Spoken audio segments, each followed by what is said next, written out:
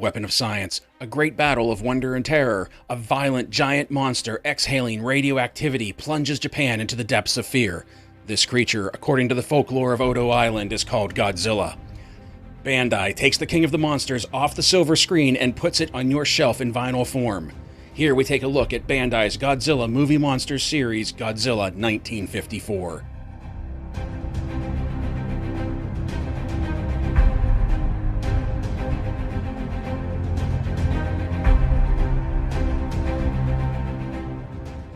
Hey everyone, I know this is a bit of a departure from the things that we usually do on this channel.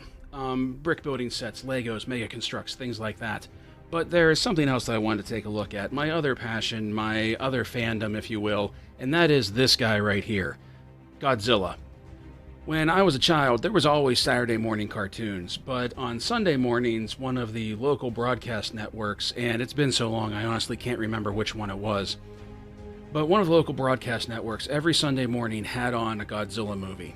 And I would always wake up on Sunday mornings, I would run downstairs, I had a 2-foot, I believe it was a 2-foot, Shogun Warrior style Godzilla toy with a flame tongue that came out of the mouth and a rocket fist on his right arm, because we all know and remember how Godzilla used to just shoot his fists across the screen.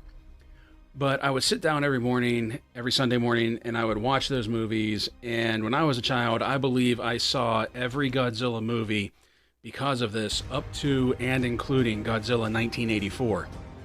In the 90s, I strayed away from the franchise up until the first Godzilla movie, the first American-made Godzilla movie, hit the big screen. I was real excited to see it. Finally, Godzilla on the big screen, getting to see it in the theaters for the first time.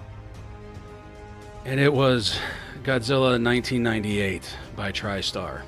And if you've seen that movie, you understand what a train wreck it was. So I was really disappointed in that. But then 2 years later came Godzilla 2000. And this was a proper Toho Studio, Japanese-made Godzilla movie. And they brought it over to the States and they put it on the big screen in a limited run. Fortunately, the theaters around me were the theaters that got the movie, so I was able to see that on the big screen, and that reinvigorated my love and my passion for Big G here. So, one of the things I've started collecting is the Bandai series the Bandai Godzilla Movie Monsters Series figures. So, I wanted to start taking a look at those, I wanted to start doing reviews of those, and I wanted to start sharing them with you. Especially since we're coming up on what could be the end of the Legendary Studios series run of Godzilla, with Godzilla vs. Kong coming out at the end of the year.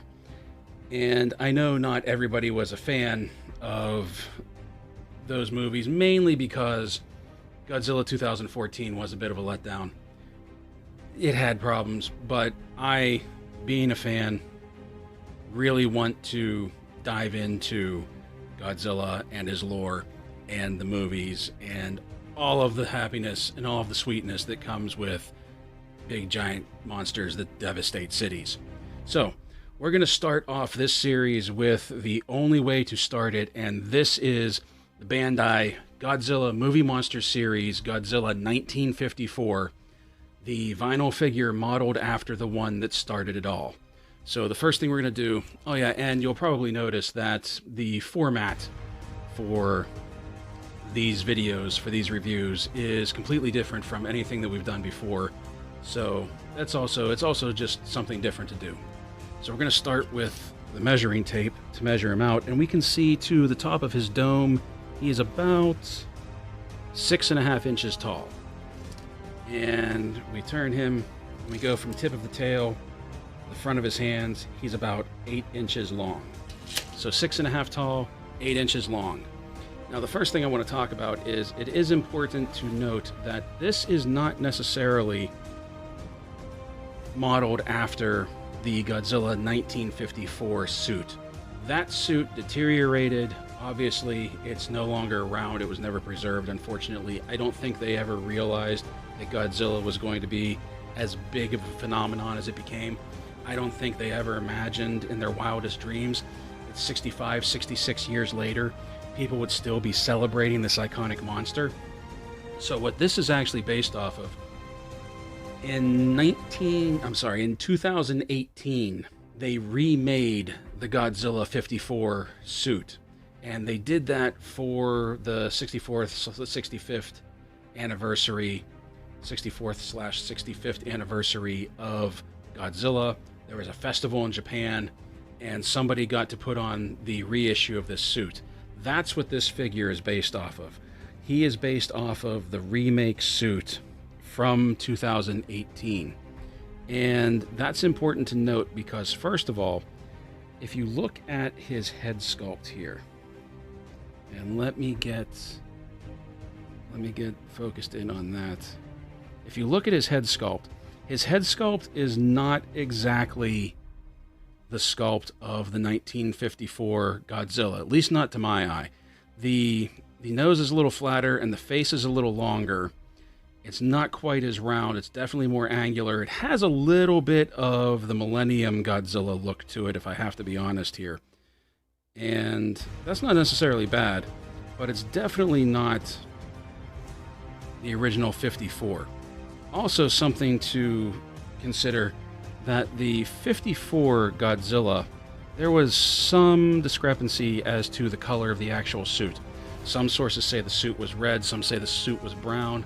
Others, I believe, said the suit was black. This suit, as well as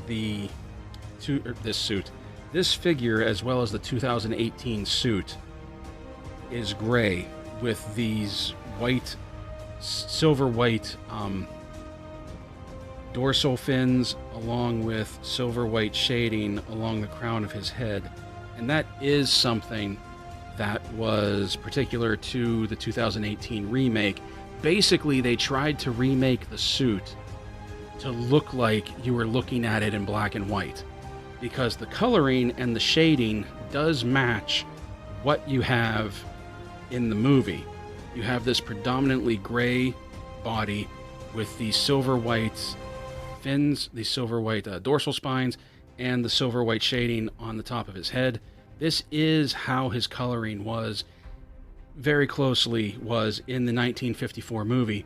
So it seems apparent that they were trying to mimic a black and white movie, that you were looking at this through the lens of 1954. And I'm absolutely okay with that. I think it looks great. I appreciate all the detail work they did to it. Bandai's always been good. Has always been great, actually, at making these Godzilla figurines, these vinyl figures. Let me adjust this a little bit. Sorry, like I said, new format, still breaking things in. There we go. That's a little better. I can see better now.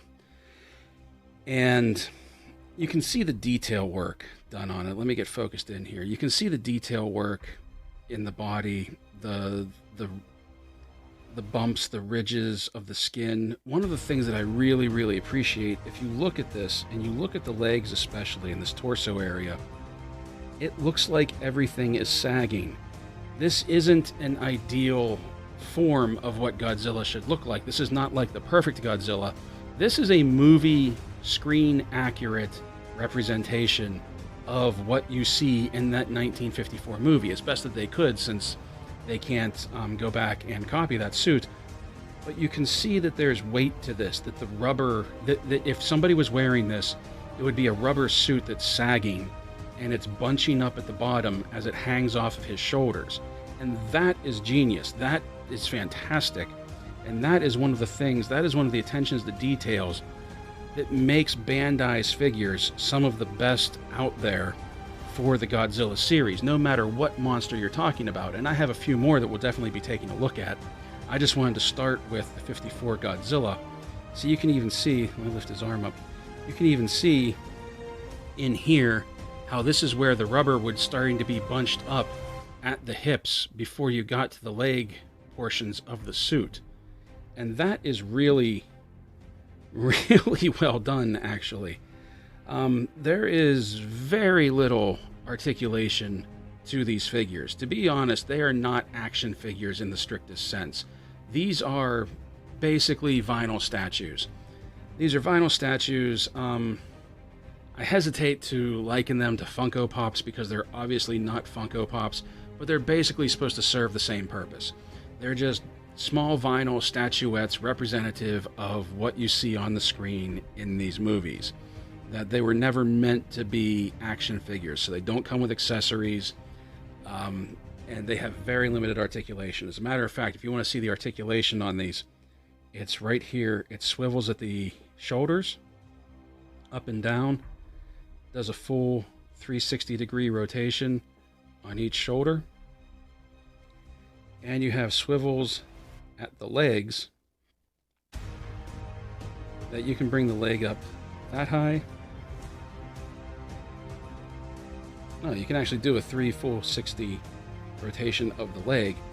But the truth of the matter is, there's no reason to do that, other than to maybe pose the arms in different positions. There's no real posing of this. It's just supposed to be something that sits on your shelf and is just something to be admired, something to be looked at. Let me lower the camera down a little bit. There we go. That might be a better angle. There we go. That's a little bit better. Like I said, new format. I'm getting used to the kinks of how to do this.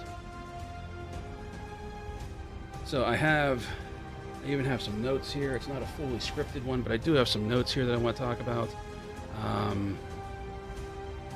Talked about it not being based off of the actual 54 suit. Okay, oh, and Bandai came out with this line, these fantastically detailed figures, because of the Godzilla 65th anniversary that happened last year in 2019. Now, in the States, we celebrated that with Godzilla, King of the Monsters, and because of that, they brought over some of the Bandai figures, and you can actually find them in Walmart. You could find the Godzilla, I believe it was 68, King Ghidorah, Rodan, Mechagodzilla, King Caesar, the Millennium Godzilla, and I think that might have been it as far as the Bandai figures goes. And what's funny is you can tell that these weren't meant to be really figures that were released in the States on a toy shelf, because the box that they're in, and I didn't keep the box to show you, but the box that they're in is basically just a cardboard backing that says Godzilla on it. No matter what figure it was, it just says Godzilla, and then has a real small serial number on the bottom. And if you don't know what figure you're looking at, what you have to do is you have to get on your phone, go into Google, type in Bandai Godzilla and then the number, and it'll bring up the item, and it'll tell you which one it is that you're looking at. But this one, Godzilla 54, I actually had to order and import, because while the 54 Godzilla was available limited in the States, by the time I went to go get him, he was no longer available. So I had to order him and import him. It wasn't very expensive, from Japan. And when he came in from Japan, there was no packaging to it in the bag. There was just a tag that was hanging off that said Bandai and had the Japanese writing on it. I wish I would have kept that too, but I didn't think to keep it, and I threw it away just to show you how it came in. So these definitely weren't originally intended for the US market, but they're just so good. And honestly, for display purposes and for detail to look at, they're better than most other Godzilla figures that you'll find in the States. Not that there's anything wrong, like Jakks Pacific has some Godzilla figures out, specifically for King of the Monsters, and it's not that there's anything wrong with them, but these are just so much more detail. The lack of articulation on them actually helps. It helps them sculpt it, it helps them mold it better, it helps the paint app, it just helps everything. Now, like I said, there's no articulation in the head, and I kind of wish, if I have any complaints, I only have 2 complaints, and they're very minor complaints. I wish there was some articulation in the head. Although I understand why they didn't do that, because if they did put articulation in the head here, excuse me, let me get a better focus on this. If they did put articulation in the head here, there would be a line in the neck, and that would just break up the mold, and it wouldn't look as good. So like I said, I understand why there's no articulation there, but a large part of me really wishes that there still was. So, I mean, look at the eyes. Just look at the eyes of this guy. Look at how well done. Oh, come on, focus. Let me get my hand back there. Come on. Look at the eyes. Just look how good this is. How well done this is. The other issue I have is this part right here, this tail. And like I said, with the head, if you would have put any articulation in it, you'd have a line going here across the neck. And that would be ugly, and it would break up the flow of the mold, and it just wouldn't look right. Down here, they have this line cutting across the tail, and you can especially see it here where the spines are, where his dorsal fins are. See that? Now, they did that because this was one piece, the arms and the legs were one piece, and this tail was one piece. And they joined it together right here. And when they joined it together, that's what made this line. And if you were going to put that there anyway, if that had to be there, I wish there would be some articulation in the tail so that maybe you could turn it and the tail would be pointing up instead of just laying back like this, or you could turn it so that the tip would be down instead of hovering up like it is right here. But as it is, this tail is static. There's no articulation to it at all, and that's kind of disappointing. That if they were going to put this line in here anyway, you should be able to twist the tail. But those are very, very minor nitpicks to an otherwise fantastic figure. Even on the underside here, you can see how it goes from the textured scaling to these smooth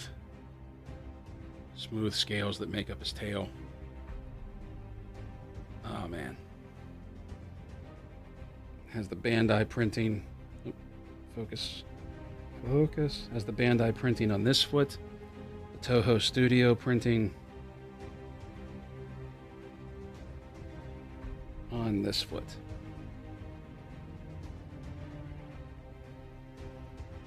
Now, I really love these figures. These are displayed in my living room, actually. The ones that I have right now. I don't have all of them. There's actually quite a few that they put out. They didn't put out one for every monster. They put out one for like the greatest hits. There's a few that they haven't put out yet that I hope that just because the 65th anniversary is over, I hope they continue the line, and I hope they continue putting these out, because the ones that are missing, they're really missing, and I would love to get a look at them. If you want to know more about Godzilla, specifically this one, Godzilla 1954, there's another channel that I follow. It's called Wikizilla, and I'm going to put links in the description below to a video they have giving a brief history of Godzilla 1954, and I'm also going to put a link to the Wikizilla webpage for Godzilla 1954. So if you want to learn more about Big G and his original incarnation, you can check those out. So that's all I have for you today. I do hope that you enjoy these new videos, this new Godzilla series that I'm going to be doing. Play well, everyone. And as always, thank you for watching.